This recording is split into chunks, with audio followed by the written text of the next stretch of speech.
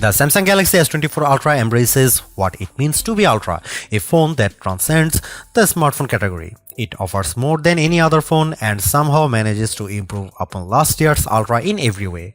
The Galaxy S24 Ultra has better battery life, faster performance, and even better cameras, so you will also pay a bit more for the improvements. The new AI features are the only things that can slow this phone down, except for Samsung's aging and terrible software, which buries every exciting thing under layers upon layers of settings and menus. When you see the Ultra in action, it's worth the price, and some features are downright magical, but there's more room than ever for improvement at the top. I bought a Galaxy S23 Ultra last year, trading a Galaxy S21 Ultra for it, and I am sad to report that trade-in deals and discounts at launch are not as enticing as they were a year ago. If you are trading up from last year's model, expect to pay hundreds over your trade value. I would still say it's worth making the leap just this once. Older phones are going to be left out of the newest AI features more and more with every update. That means values could plummet the first time Samsung delivers bad news and drops the features built in on the Galaxy S22 Ultra or something even newer. Is this phone worth such a high price? If you are asking that question, you are viewing wrong review. You want the Galaxy S24 Plus, which is probably worth it. This is the Ultra, this is the extreme phone, the one that does what no other phone can do. You can't put a normal price tag on Ultra, it doesn't fit. The Galaxy S24 Ultra is indistinguishable from the Galaxy S23 Ultra, which doesn't mean there are no differences, but rather the changes are inconsequential. The speaker grills are different, the microphones moved a bit, but mostly the new phone looks like the old phone. That's too bad, because while Samsung's Ultra phone oozes a certain refinement, it isn't very interesting at a glance. A deeper inspection is rewarding. The black glass is layers upon layers of metallic paint, which gives the phone an eerie depth, especially in the ghostly natural grey titanium finish. The violet finish is my favorite, with a great contrast against the polished metal. Samsung pays great attention to detail when it comes to color, materials, and finish. Each color has a subtly hued frame that complements the new Gorilla Glass armor back. The titanium black is all black, while other color options age into warmer frame tones. Apple fans like to point out of the symmetry of their phone as a pinnacle of its design. Frankly, Samsung is more smart than symmetrical.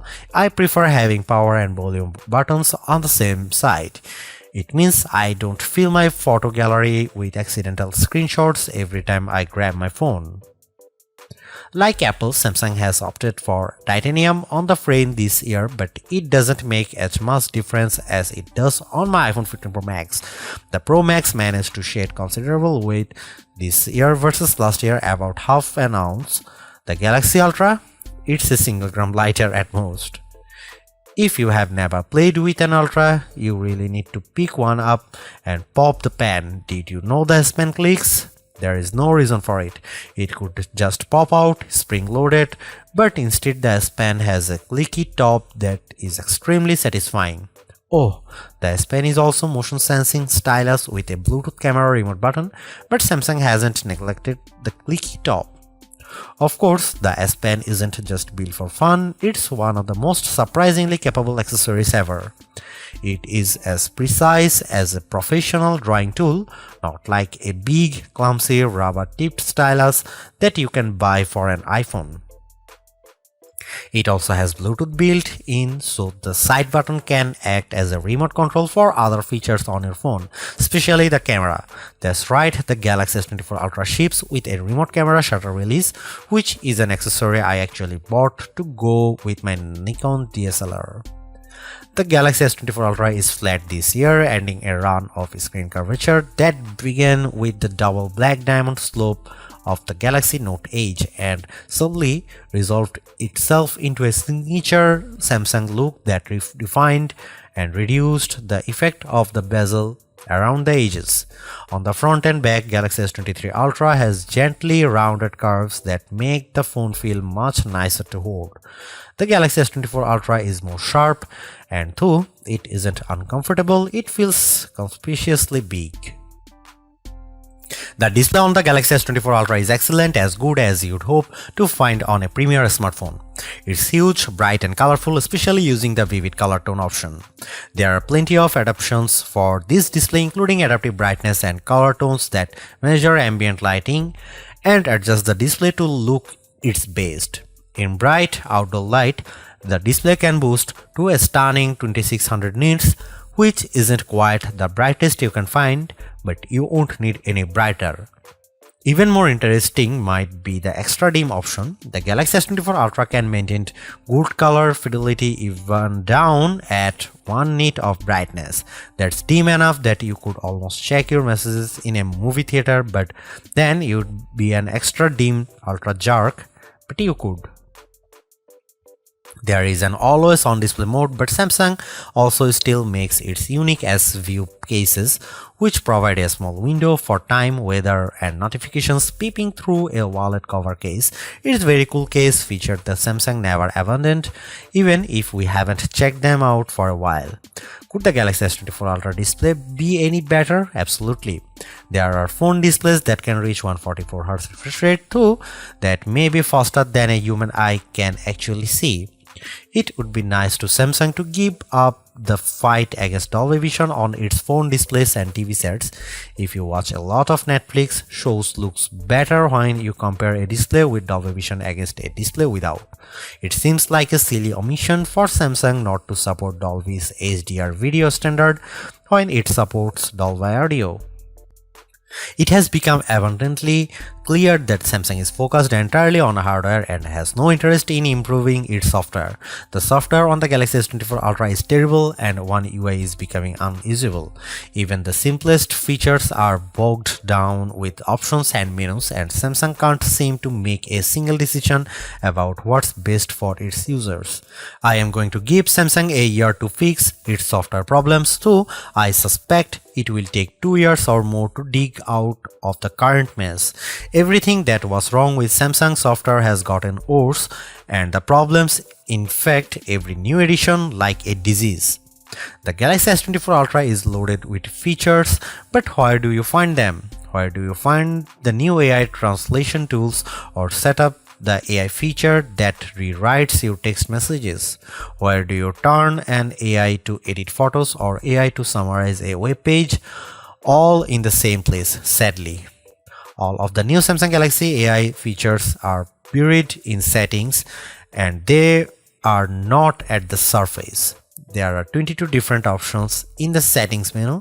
Option 16 of 22 is advanced features. Tap on this, you will find advanced intelligence, which isn't actually what AI standards for, is it? In any case, that's where Samsung has hidden all the cool new features for its flagship smartphone under the 16th setting option 3 layers down. I have talked to Samsung about this and they recognize that it's a problem. Features are hidden, everything gets buried in settings, as if that is a place we expect to find features as disparate as wireless power sharing, parental controls for children, and always-on display widgets. In a feeble attempt to inform users about everything the phone can do, the Galaxy S24 Ultra will occasionally bubble up messages and suggestions for things to try. Sadly, Samsung phones are overloaded with messages and suggestions. Galaxy phones will infamously serve you an advertisement on your brand new Galaxy phone, imploring you to buy that brand new Galaxy phone. That's not how you educate people. Take it from me, a former high school teacher. If you simply tell your users about a new feature once, you haven't taught them to use it. Samsung needs to take a big step back and figure out how to encourage users to try features they will enjoy. Samsung also needs to remove the features that aren't being used and hide the ones that don't need to be visible. As for the new AI features, they are a mixed bag of amazing magic and useless doggerel. If you get a chance to use the AI translation on a phone call, it's like science fiction. It feels like you have stuck a babblefish into your ear and you are living in a fantasy future. Samsung could write "Don't panic" on the phone and ship it with a towel. Other AI features are useful, but only to a point. The AI writing style feature can adapt your text messages to a variety of different styles, including a professional tone and more playful messages, replete with emojis and hashtags. In practice, the differences were not very useful, and I mostly just stuck with what I had written. Samsung also overpromised on this feature. I distinctly remember reps saying the phone would convert my words to Shakespeare, but I have seen nothing like this on my S24 Ultra. These writing style and translation features are built into the Samsung keyboard, so they work across multiple apps. Unfortunately, Samsung has utterly broken its software keyboard during my test period. I had some of the worst trouble with autocorrect and an on-screen keyboard that I have ever had.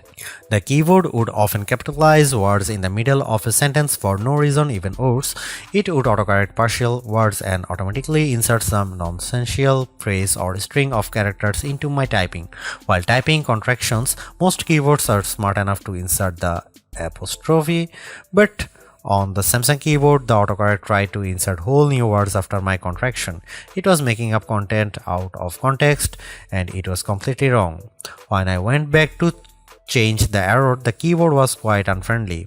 While the Apple iPhone keyboard assumes that a backspace after autocorrect means the autocorrection was bad, the Samsung keyboard sticks to its guns and makes changing errors incredibly tedious. The Galaxy S23 Ultra was our overall best camera phone of last year, so rumors that Samsung would be dropping the optical zoom from 10x to 5x set off a flurry of concern. The 10x zoom was the standout feature on the Galaxy S23 Ultra. Aside from the 200 megapixel sensor, the two zoom lenses, the 100x digital astrophotography, the AI image enhancements, and everything else the phone could do. Still, it's odd for Samsung to take a step backwards, especially where specs are concerned. Let's start with the Galaxy S24 Ultra's 5x zoom lens. Samsung has not taken a step backwards, more a step sideways. The Galaxy S24 Ultra still has the best zoom camera you can find on a smartphone. It's better than the Galaxy S23 Ultra's 10x zoom, and it's much better than the 5x zoom you will find on the iPhone 15 Pro Max most of the time, like when you are really using the zoom to its full extent. When you zoom in to 10x or even 100x, the Galaxy S24 Ultra produces images with better color and much better dynamic range than the Galaxy S23 Ultra. Where the older camera made images look flat, you will see more depth and shadow with the Galaxy S24 Ultra. What you won't see is plenty of detail. Samsung has sacrificed the fine details in images for better overall quality. It's good trade. Those 10x and 100x zoom images from the S23 Ultra look terrible. Sure, you could make out some details, but they are mixed with noise and blur like a virtual chopped salad. On the Galaxy S24 Ultra, you won't see as much, but you will be happier sharing those photos because they actually look like good pictures rather than police evidence. Check out some camera sample from Galaxy S24 Ultra and some comparison between Galaxy S24 Ultra, S23 Ultra or iPhone 15 Pro Max.